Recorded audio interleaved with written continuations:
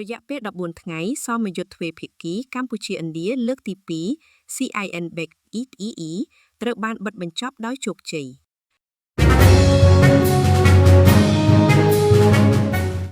នៅថ្ងៃទី16ខែឧសភាឆ្នាំ2026កងទ័ពជើងគោកនៃកងយោធពលខេមរភូមិន្ទនិងកងទ័ពជើងគោកឥណ្ឌាបានរៀបចំពិធីបិទសមយុទ្ធទ្វេភាគីកម្ពុជាឥណ្ឌាលើកទី2 CIN-BEC EEP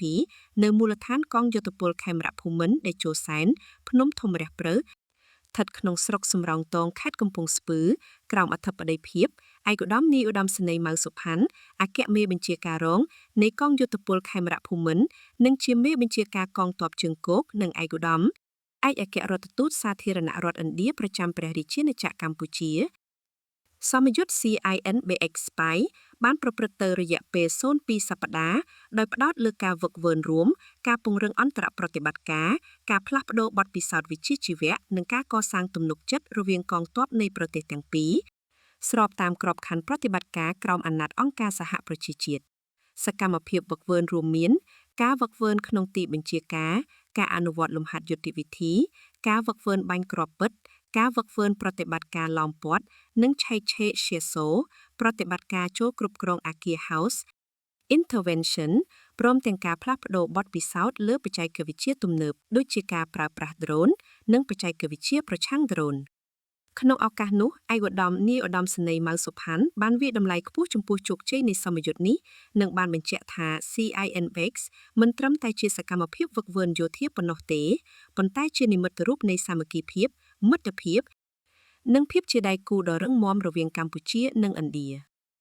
ឯកឧត្តមក៏បានគូបញ្ជាក់ថាកម្ពុជានិងឥណ្ឌាមានទំនាក់ទំនងប្រវត្តិសាស្ត្រវប្បធម៌និងអរិយធម៌ជាមួយគ្នាតាំងពីរាប់ពាន់ឆ្នាំមុន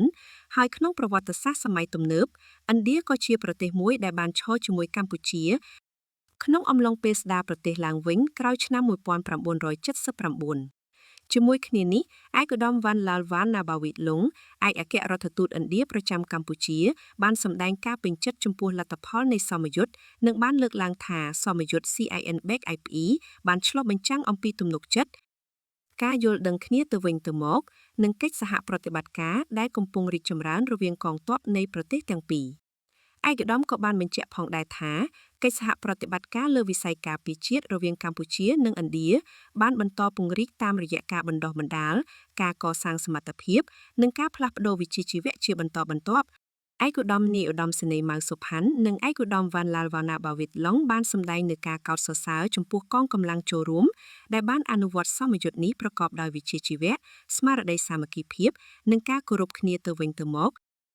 រហូតបានបិទបញ្ចប់ប្រកបដោយជោគជ័យនិងបានបន្តពង្រឹងមិត្តភាពភាពជាបងប្អូននិងកិច្ចសហប្រតិបត្តិការរវាងកងទ័ពនិងប្រទេសទាំងពីរឲ្យកាន់តែរឹងមាំថែមទៀត